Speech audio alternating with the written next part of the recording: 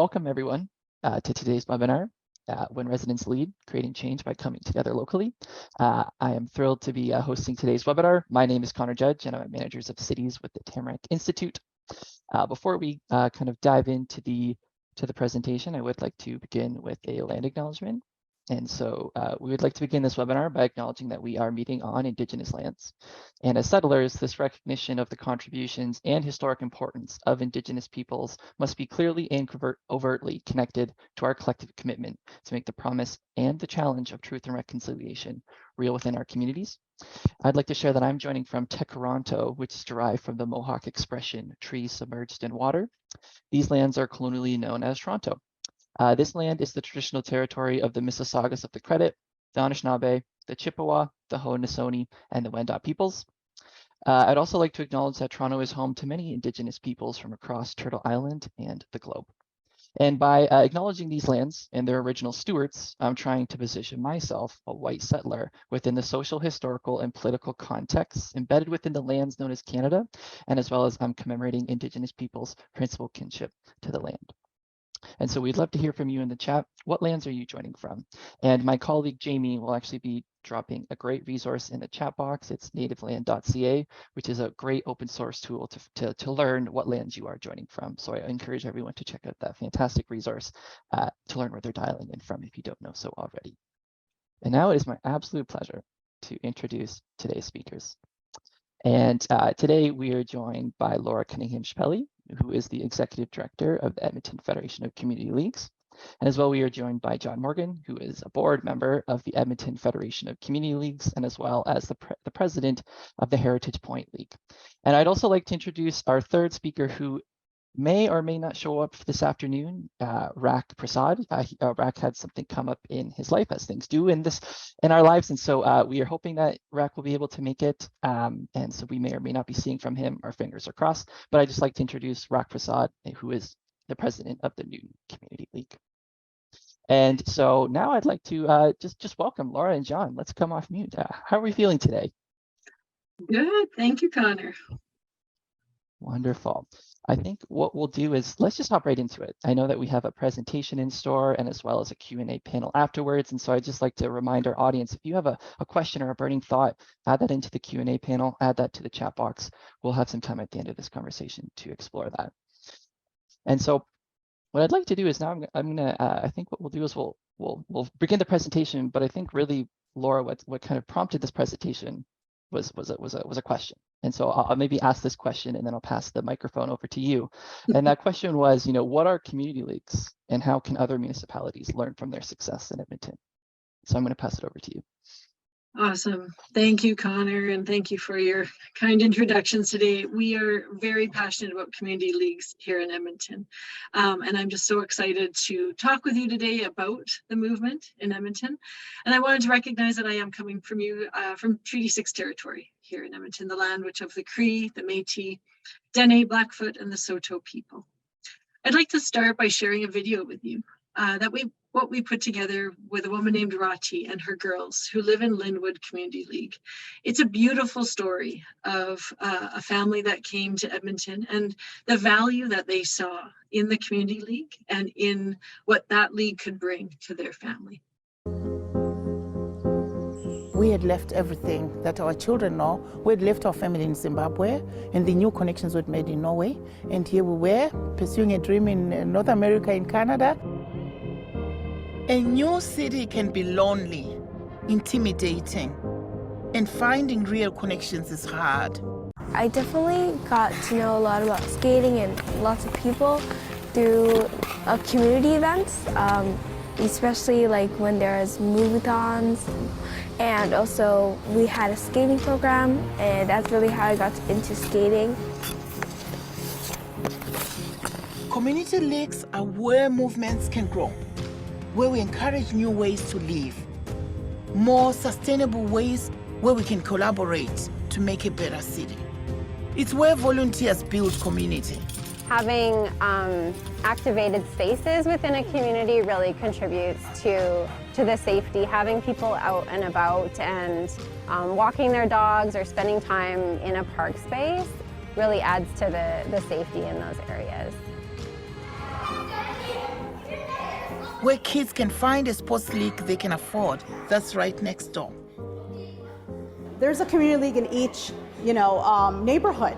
And so this is how we bring free play close to home. I, for one, like basketball the most. My favorite sport is soccer. We get to have lots of fun, and sometimes when you're in it, you make new friends. Community leagues are where we care for our environment, where herbs flourish and people belong. I think it's been a place for us to connect with other people in our communities. Otherwise, I don't think we'd know as many people as we do now. I'm reminded of a proverb we use in Zimbabwe, where we come from, that says it takes a village to raise a child. And I've seen that come alive here in Edmonton.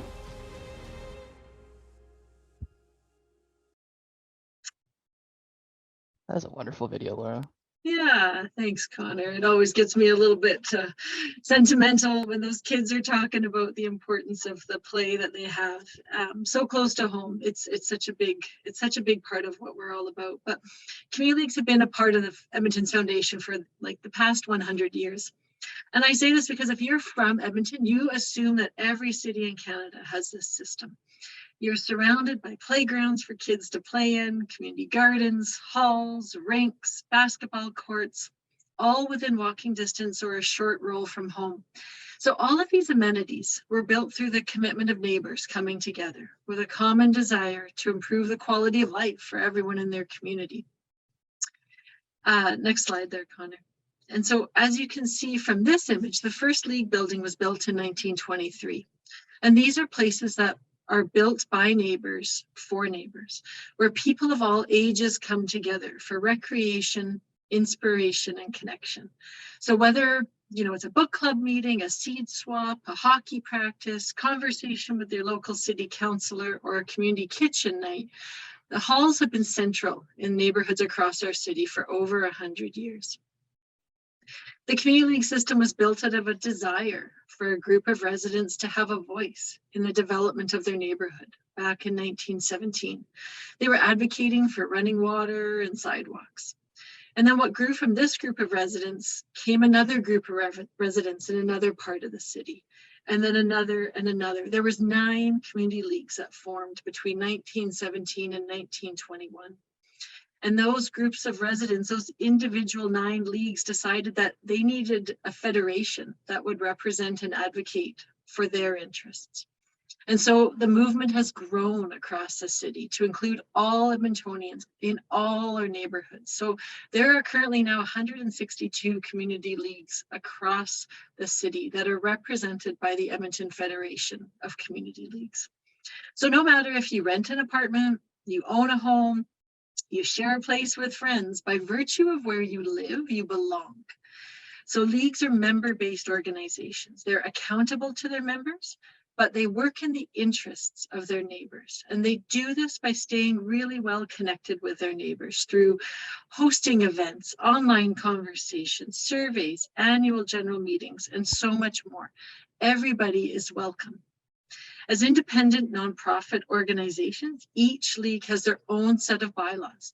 They are registered nonprofits under the Societies Act in Alberta, and then they are held accountable to the EFCL Code of Ethics. They are also held accountable to the City of Edmonton, who is one of their major funders and partners in the city building. So each league negotiates with the city for a parcel of land in parkland in the community. The community then determines what will go on that land.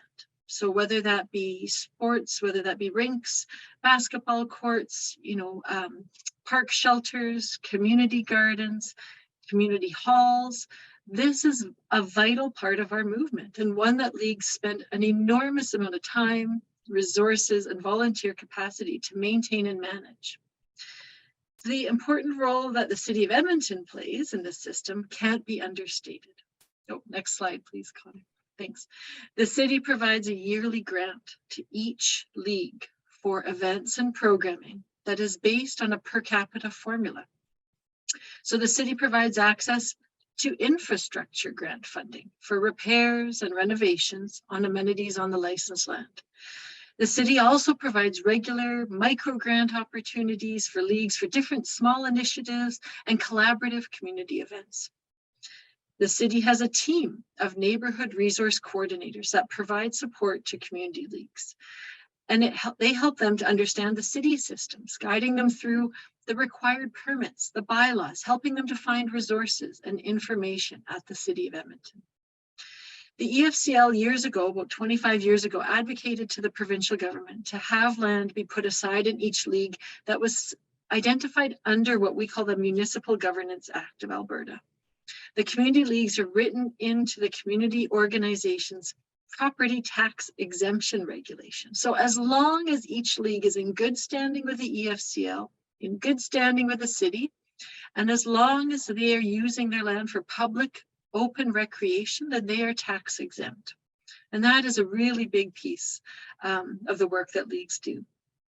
Finally, the city has a written policy C110, we call it, that outlines the role that community leagues play in the city in representing the interests of neighbors. So we as an organization and as individual leagues are all written into city policy and the important role that we play in the city. The tripartite license agreement is what governs the use of the land in each community. And it's negotiated and signed by the city, the EFCL, and each league for a 10-year period. Finally, the EFCL and the city have created a collaborative relationship agreement that outlines our common goals, our unique roles and responsibilities, and how we can work together in order to best support leagues. So these pieces are all essential to the success of leagues in Edmonton and show the journey that we've been on in the city. So with all this financial, human support from the city, with all this legislation, tax exempt status, what is it that leagues actually do? Well, number one is that they bring neighbors together with everything from events to information sessions, playgroups for parents and tots, seniors, coffee cards, cooking classes, skating lessons, you name it. Leagues find hundreds of unique and interesting ways to gather. Over this past long weekend, which was a long weekend here in Alberta for Family Day, we saw so many leagues host events such as sleigh rides, skating parties, lantern making parades, indoor movie nights, hockey tournaments, and the list goes on. And these are all free local activities for people of all ages to participate in. They also have a responsibility to provide recreation and programming. Again, because leagues have a licensed land that is carved off from the parkland in the community, they have to ensure that it's publicly accessible and available for recreation. So we define recreation to be the experience that results from freely chosen participation in physical, social, cultural, intellectual, creative, and spiritual pursuits that enhance individual and community well-being. So with a broad definition like that, I think you can go to the next slide, sorry, Connor. Leagues have all sorts, they either have community members run their programs, right? Community members have all sorts of skills and assets and talents that they want to share with their neighbors. So they might host a clothing swap. They might do a little food library for neighbors. Sometimes leagues will bring in instructors to run walking programs or skating programs, or they'll work with other organizations to host cultural events and activities in the neighborhood. They also develop and maintain amenities. So all of these important recreational spaces are created through community leagues.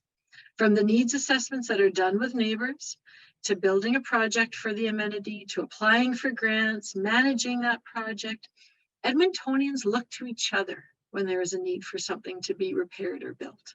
With a long history in the city of doing things through the league movement, this approach has led us to have great pride in our public spaces and a true passion in ensuring that they are available to everyone. So all of these amenities and halls are stewarded by volunteers. In the last few years, we've seen the number of hall managers increase, and leagues have begun to turn to ice making companies to flood their rinks. But these costs are often out of reach for community leagues, and often contractors are hard to come by. So many have just teams of volunteers who have skills and interests in handiwork on buildings, who have time to flood rinks so that neighbors can skate. These are the shining stars in our communities who give their time to see people enjoy the space and don't ask for anything in return. It's their commitment to their community that drives them. So connecting with neighbors, finding what they bring to the league in terms of time, skills, interest, all of those are vital to the success of leagues and what's kept them going.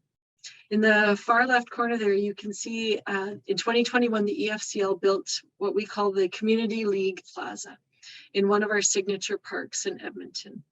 And this plaza is a beautiful, beautiful year-round space that is open to the public. And it is a tribute to the many thousands of people who have volunteered their time to make the Community League movement what it is today. So if you're ever in Edmonton in the next month, be sure to stop by.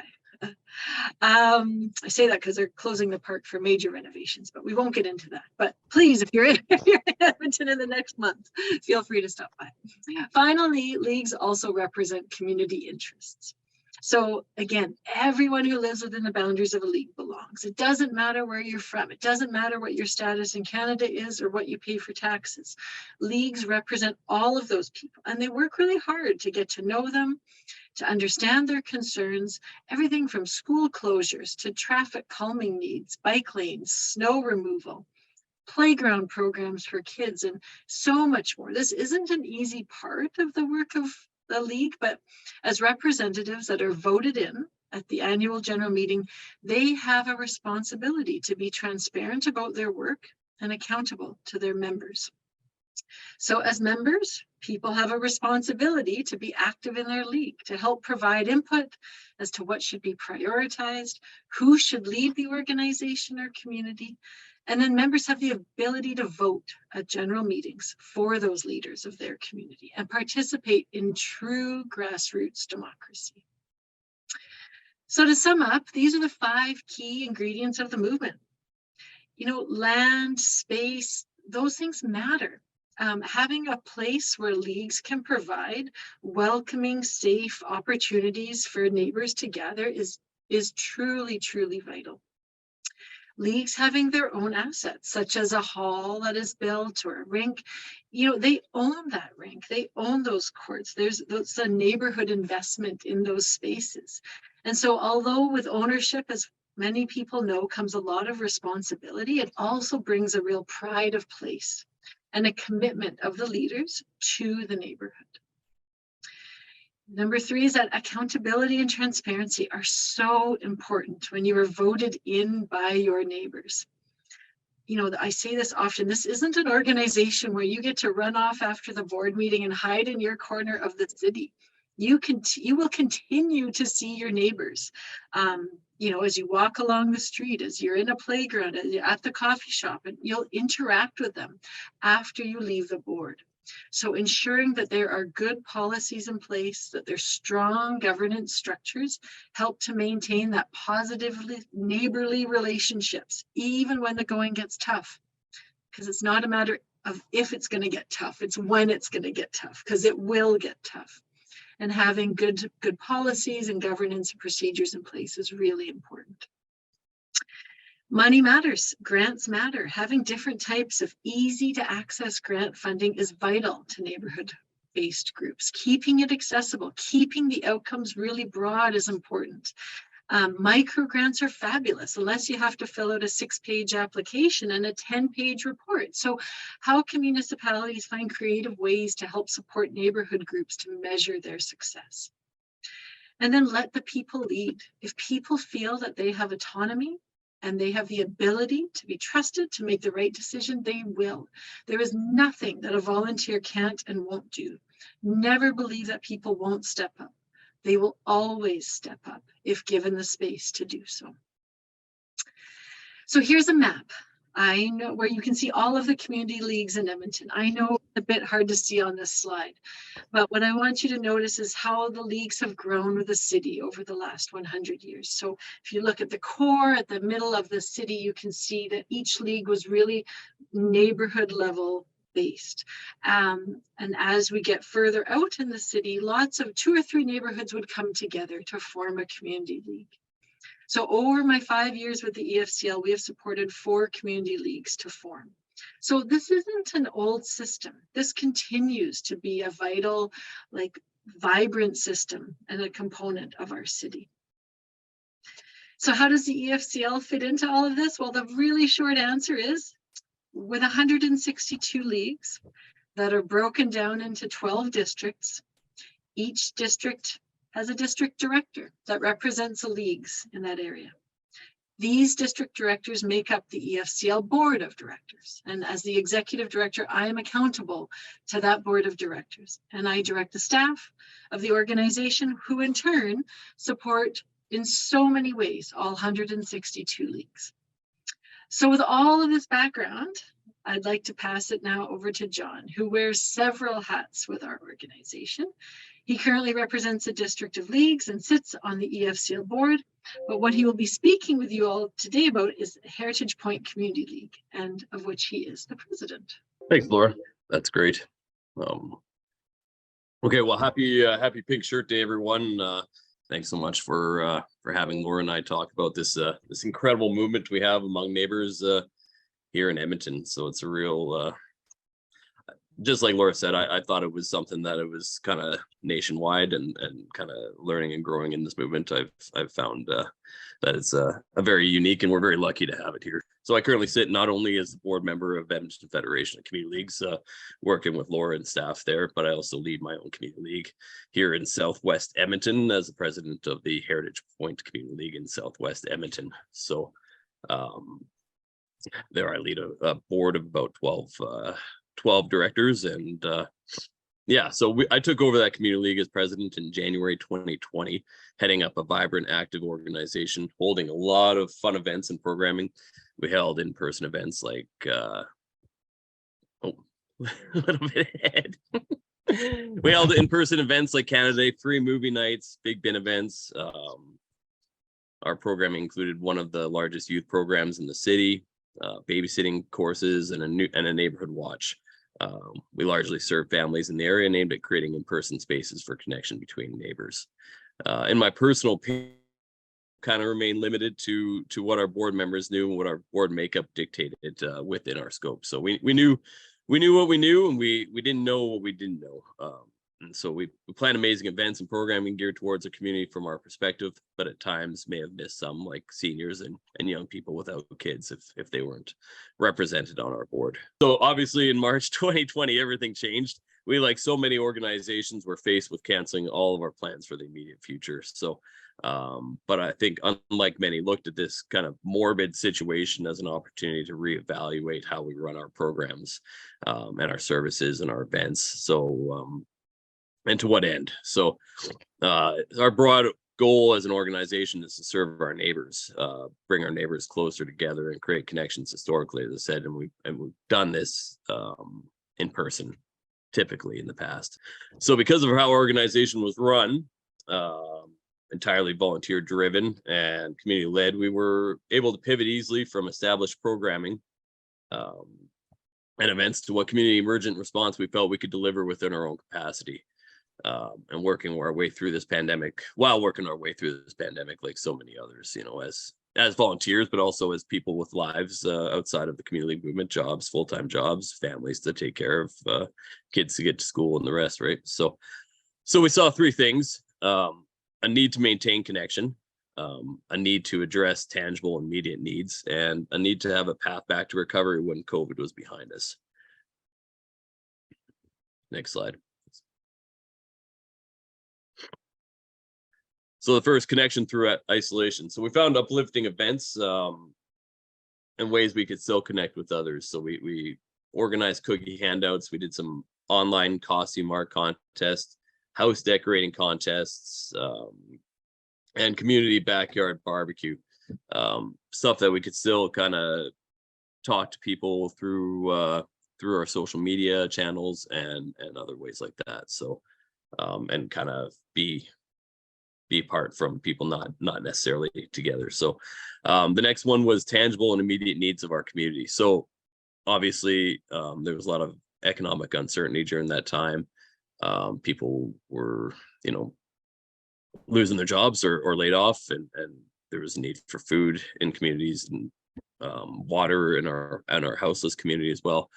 So we found ways to kind of support the work of some organizations delivering those supplies. We also did was grocery pickup for those in isolation. So we found that people were obviously in isolation during this time. We saw there was a lot of seniors in the area that we hadn't previously connected with. And so we started a grocery pickup service for those that couldn't get out to the stores. And we got a little video about that. My name's Neil Dole. I live in the Heritage Point Community League area, and I'm helping out the Community League by delivering some groceries to a long-term care facility nearby in the community, and just helping them so they don't have to, if they don't feel comfortable coming to the grocery store, if they have other reasons, they don't need to come out to the grocery store. Some one of us can just swing by, pick up some groceries, and deliver it to them at their facility, and they don't have to worry about it.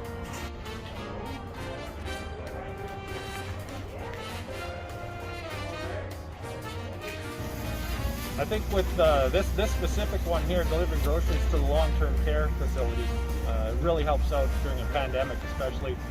A lot less touch points, less interaction that they need if they're not comfortable coming to the grocery store themselves. Somebody just bring them something, a necessity that they'll have available for them without having to come and interact if they're in a risky situation. And in a non-pandemic time, it might be something just to save them that trip or save them that Uber cost, or they can use those funds to something else for them. For in this case, such an easy contribution to make. Quick time in my community, in my neighborhood, run over, grab some groceries, put it in. And it's important for these and other volunteer actions that can be taken.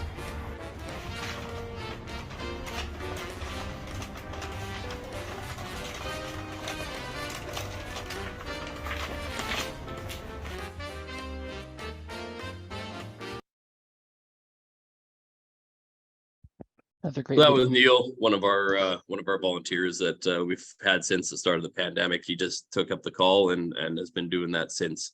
So, and we have a whole team of grocery pickup people that are just do that service for those that are still isolating, or even that maybe less mobile than others. So, and then the third thing was that post-COVID piece, back to normal, and if the slides had worked in the first place, you would have seen at the start of my slides set there that you would have seen a lot of these same pictures, but pre-COVID. So we've managed to keep our services going differently, but still maintaining connection with the community, and that made our ease back into kind of a normal set of events and programming all the easier. So we're back to in-person events now with a new dynamic and new understanding of how we serve and who we serve, and but including more charitable work, including seniors now in our neighborhood a little better, and having a newfound understanding of our capacity to help within the community. So my point to the story, and I see a question here, but I'll get to, I'm happy to answer that in a minute here, is now because of our close link to those we serve, living in the community, being neighbors with our clientele, being free as a volunteer-run organization with rules that set out our guidelines for behavior, but at times being able to ask for forgiveness over permission, and costs that are more people hours than dollar amounts, with infrastructure that is interconnected people over bureaucracy. We became a key and informal part of the response for these for emergency measures and response. So because of our ability to organize and respond, we as a movement that is citywide yet localized, we can easily be activated quickly for other emergent community response initiatives. I know personally of interest within the city to be able to activate this underutilized group in our city for future emergency response as well. So in all areas of the city, we have the infrastructure, halls, rinks, equipment, parking lots, and staging areas, and the organized people to respond in emergent times and situations going above and beyond our regular community events and programming. So I did see a question there, Connor. I don't know, did you want us to go right into those, or? I think what we'll do, John, is we'll first go through the couple questions that I have, because I'm really interested to learn a bit, and then we'll dive right into the Q&A. And so just another reminder, to those in the call that if you do have a burning question, to please use the chat function. But first, I just want to thank Jon. Thank you for that great story. I really appreciate you walking us through kind of, the change of the pre-COVID and the post-COVID, and also those lessons learned. And Laura, thank you for that comprehensive overview of the community leagues. I think there's a lot of small nuances that are really important to understand about the community leagues to kind of really get the full picture, because there is a lot that happens within the city of Edmonton. And so I appreciate both of you. But I think what we'll do now is we'll stop sharing the slides for now, and we'll show our faces. And so I have kind of two burning questions that I really want to know. And I think I have one for Jon and one for Laura. And Jon, I want to start with you with my question for you. And so, and before I start this question, I do just want to kind of acknowledge that Jon is an individual who lives and breathes community. He was actually the recent recipient of the Queen Elizabeth II Platinum Jubilee Award, which is a tremendous an award to be given for community service. And so just so grateful, Jon, for you to be on this call and to share your gifts. And my question for you is, it's about the spark. What was that spark that got you involved in community? And I'm just wondering if you have any ideas of how can we create that spark, or how can we create that spark in others? Yeah, I've been in and out of the community league movement for a good probably 12 or 13 years, ever since my kids were just newly born. And so, I kind of looked at it as a way to kind of engage with those in power, get my voice heard, lift up my neighbors and make sure that their voices were heard as well, and kind of make a positive change, whatever change that could be, right? So I started off in the north side of the city in the community league movement at a different community league, and their challenges were different than the challenges we have here in the south. They have a little more established area, but a little more poverty in that area. And now we're in the south, where there's a little more, I guess a little bit more financial stability for the residents, but not a lot of services, or not a lot of infrastructure either. So we're down here, we're looking at building a rink right now. So to, keep our families and youth kind of active and engaged too, right? So it's been a way to be involved and again empower my neighbors to be involved as well. Wonderful. Thanks, Jon. And now, Laura, my question for you. And so I imagine that a lot of the people on the call are thinking, this is great, but how do I get started? Where do I start? And so that's where I really want to take this question. And so I'm just wondering, could you walk us through the process, maybe just briefly, of how a community league begins, / that launch process, just for those on the call who are probably eager to figure out how to put this in their community? Yeah, absolutely, Connor. And I think, the most natural way to start is by finding a few other people that are passionate about this. You cannot do this work alone, as we all know. This is tremendously important work, and work that you need others to lean on at different times. So what we always advise is that a group comes together and that they actually form a terms of reference. And I know that might seem a little bit formal, but they kind of put together a bit of a contract as to how they're going to make decisions together, who should be at the table, who should be part of that committee. If they're missing a voice, then they should find that person or find those skills. And they should really identify how often they're going to meet and how long they're going to commit to it, because it does take a couple of years to really form an organization. And so if you're interested in forming that organization, what we always say is, once you've done that, you need to think about where your funding can come from. In the city, we're fortunate that we have funding that can come from the city of Edmonton, and it's like you've heard, is quite a established process. But for organizations or groups in other cities or other municipalities, finding where those pots of money lie.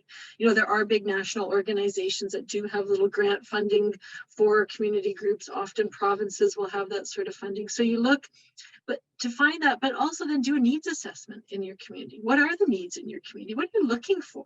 You might start with a passion for, traffic calming measures, because that stop sign is causing problems, or you need a set of lights or something like that. But often the concerns or the needs are much broader than that. So take the time and get to know the neighbors. host an event at a park or have a bit of an open house at a, a place where people are already gathering, and hear from people as to what they're looking for.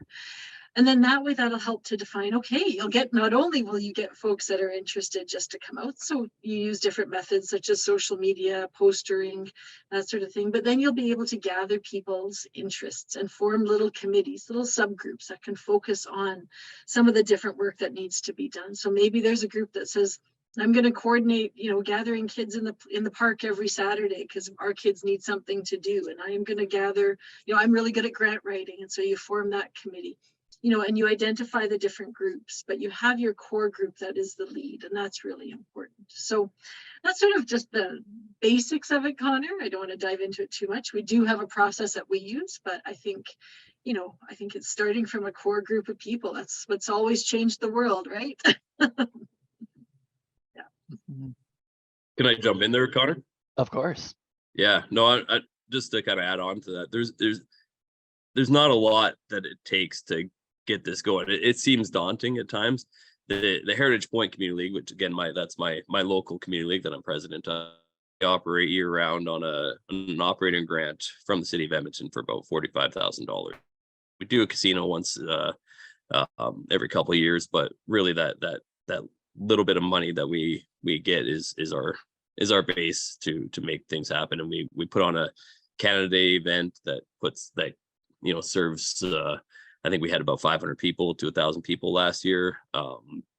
We just had our Winterfest event, which we had about 300 people at, and it doesn't take much to put on these little events. You can, you're with the community league movement, and because we're all volunteers and because we're all community members, there is a bit of accountability there, but there's also the ability to make mistakes and just kind of go for things as well. So it's a beautiful thing, but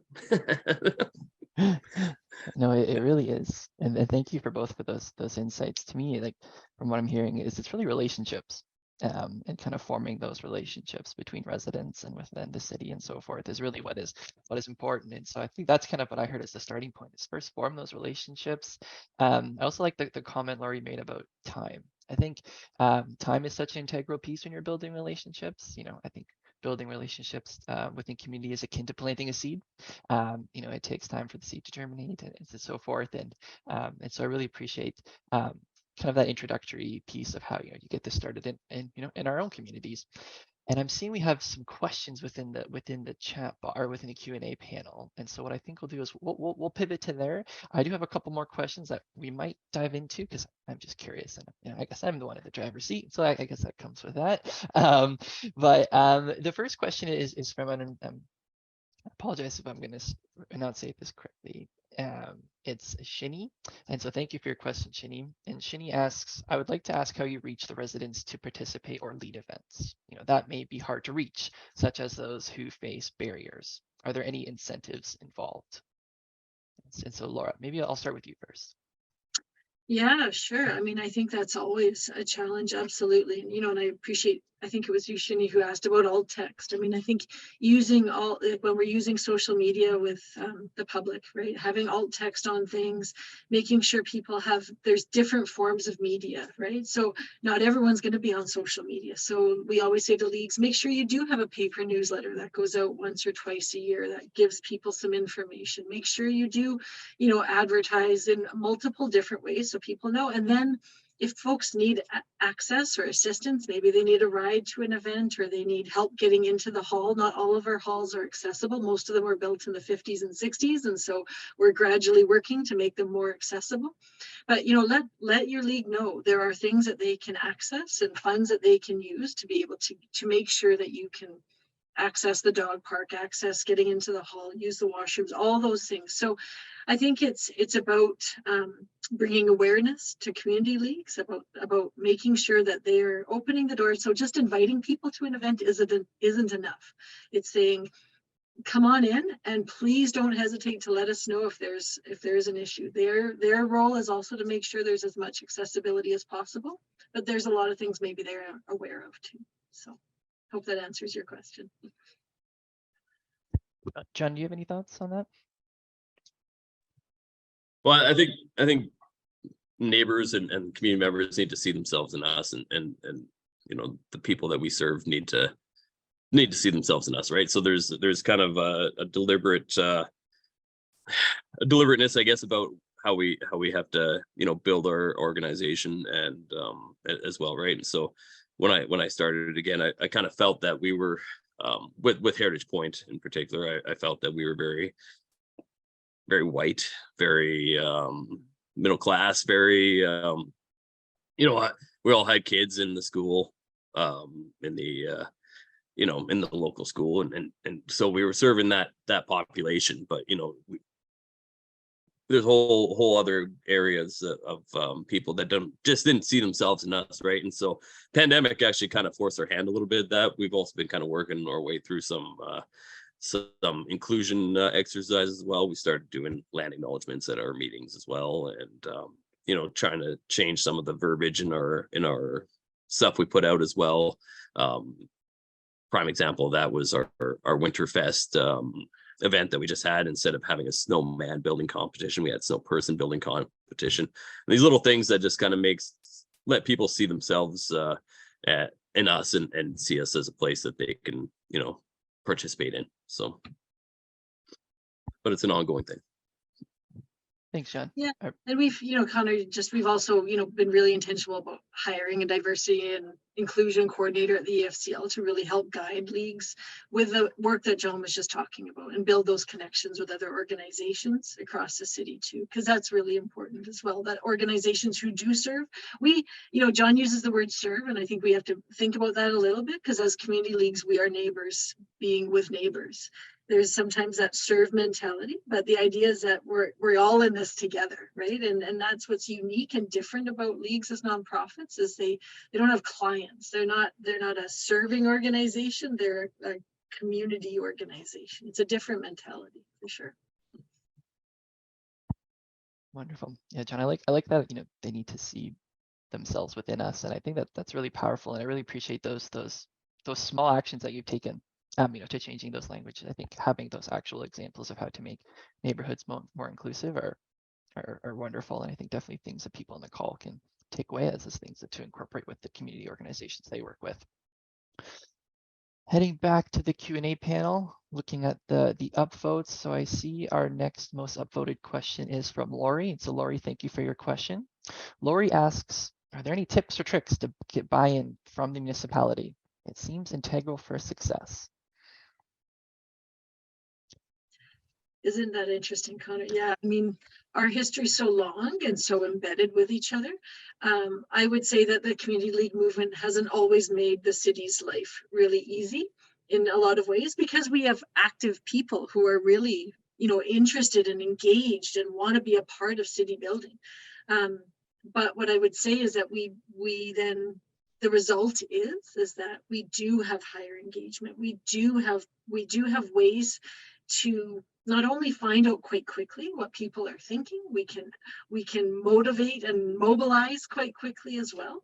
And I think I think some cities will see that as a real positive, right? That you are able to, you know, bring people alongside, work together, really see sort of that collaborative spirit, which I think, you know, as we look more at participatory budgeting experiences, participation in different sort of decision-making experiences, the community league movement is really well positioned to do that. So I think if you speak with your municipality about the importance of gathering neighborhood associations or groups to be able to participate and really give more input into how the city is working and running, I think that's a real positive right now. I don't know, Jon, if you have any other thoughts on that.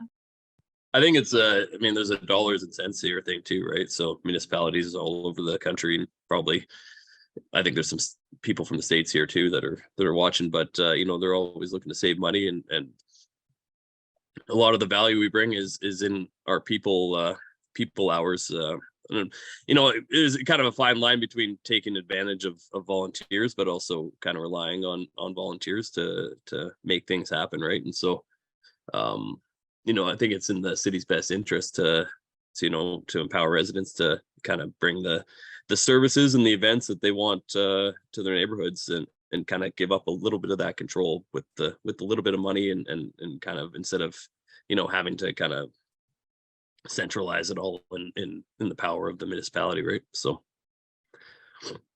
I'd like to build off Lori's question and just ask both of you if does a role of who plays the messenger, is there any significance of who is making that, you know, buy-in, or who's at the table when they're trying to make the case for the municipality?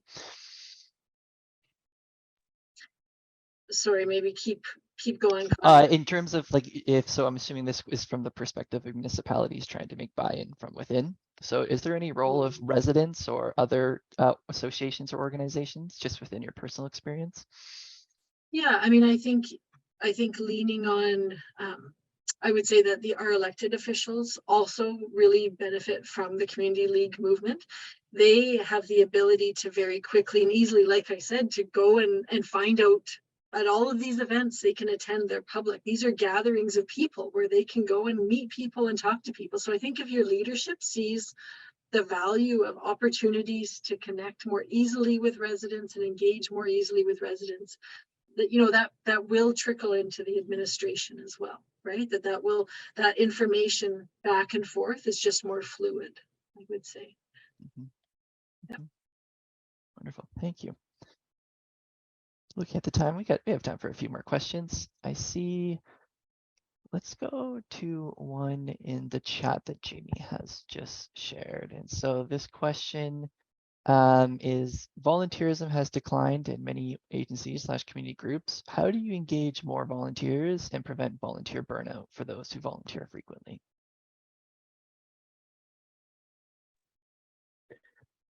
I tell my board members that we, you know, we do what we can do and forgive ourselves when we can't, right? And so, as I said, we're all trying to balance lives outside of this. You know, Rack being our third presenter today, being one of them, right? As a, you know, community league volunteer, but also somebody that has a daytime job as well. So, and kind of stuff that gets in the way of that stuff, right? So, but you know, I think part of it is recruiting volunteers and getting them involved is a little bit of, you know, releasing some of that control of what we do and how we operate too, and what our expectations are, I guess, right? And so if you can empower people to, you know, have a voice and you know, bring something that they are interested in and or their community is concerned about to the table, then you know, I think you're gonna have buy-in. But you have to be genuine about it too, right? So I mean, the city wants us to, City of Edmonton wants us to be successful, then they have to, you know, give us the tools to do that, and they also you know, have to take us seriously, I guess, in our voice, right? So. And I think, Connor, you know, if I may just jump in there too, I think, you know, we do have membership cards that we use. So leagues will have their members fill out a card, and on that card, people identify what are their interests, what are they passionate about, what can they offer.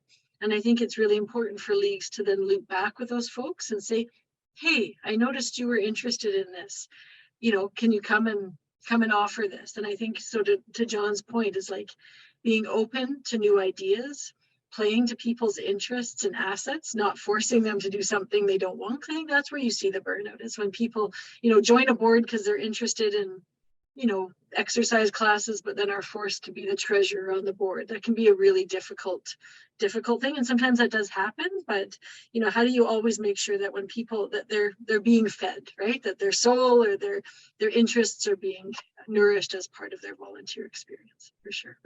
Something I do on my board too is, you know, again, you say about somebody interested in exercise classes being the treasurer, you know, it's they, you know, they're not stuck with that portfolio, right? They have that specific job of, you know, managing our finances. But if they want to run a program, you know, I kind of push them into, you know, how can we make this happen, right? So our prime example, our membership director, who doesn't do events, is organizing our garage sale. We have a programs director that does all of our events, but she's wanting to do the garage sale, so she's kind of taken that on, right? So just kind of thinking outside of the box a little bit. I think it's that aligning people to their passions and their interests, I think is such an interesting point. I've heard, I'm not sure if I'm gonna get the expression right, but I think it goes something along the lines of most people can't find their passion within their work, and that's why volunteering is such a great avenue for people to explore that passion. And so I think that's such a really great important piece. Let's do one more question. I think we'll do the most upvoted question. I think some pieces have been touched on, but so this is from Annabelle. And so thank you, Annabelle, for your question. And Annabelle shares, here in Medicine Hat, we have residents and neighborhoods that we want to have something in place like EFCL does, but post-COVID, we have found disconnection between residents and a municipality.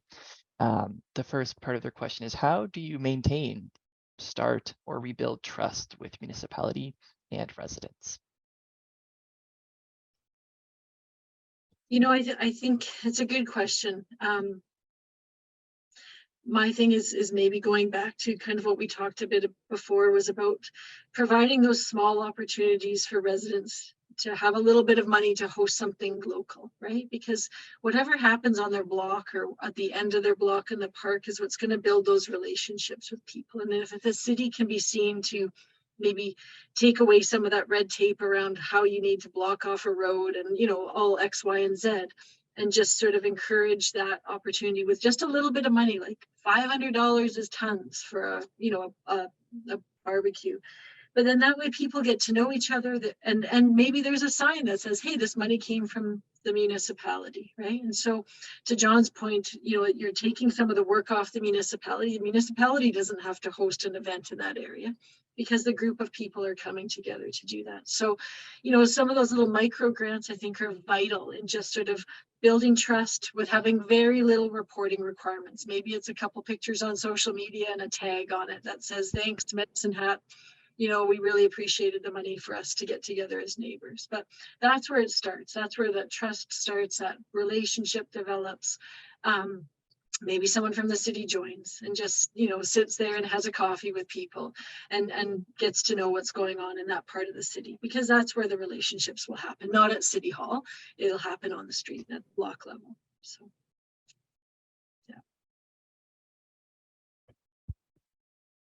John, I'll just ask if you have any thoughts on that question.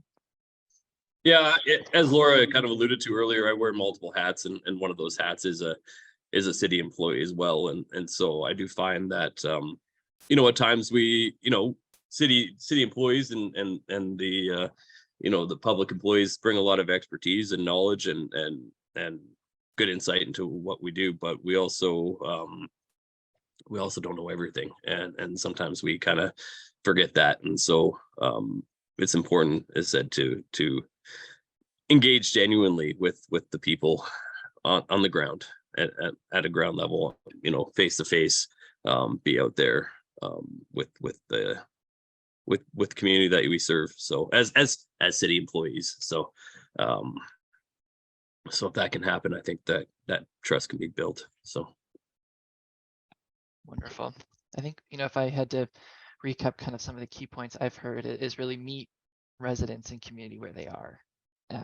Go to where they're meeting, communicate with them how they're communicating, really trying to, you know, if maybe not using formal communication networks, maybe using more face-to-face, and then also just putting a priority on relationships and really trying to leverage what is within access, what we can do to, you know, to create spaces where relationships can be formed between residents, also with institutions and residents and so forth. And I'm just looking at the time, and so I just want to quickly share one announcement before we wrap up. But I think before that, just so we don't get cut off, I just would like to thank both of you, John and Laura, for joining us today to sharing more about the Community Leagues model. I think it's such a unique model that I don't think is found anywhere else across Canada or the world that we're aware of. And because it's existed for over a century, it shows that it works. And so I'm so happy that we were able to bring this to our network, to our learners. And so thank you so much for your time today. Thank you, Connor. Thanks everyone for all your great questions today. It's great to connect with you. Yep. Wonderful. And then just before we wrap up, we do have one final announcement, and that is we have a very exciting learning opportunity that is actually happening in Alberta. in St. Albert to be exact. Our national gathering, the Deepening Communities National Gathering, this year is titled Asset-Based Community Development, when community and municipalities meet in the middle.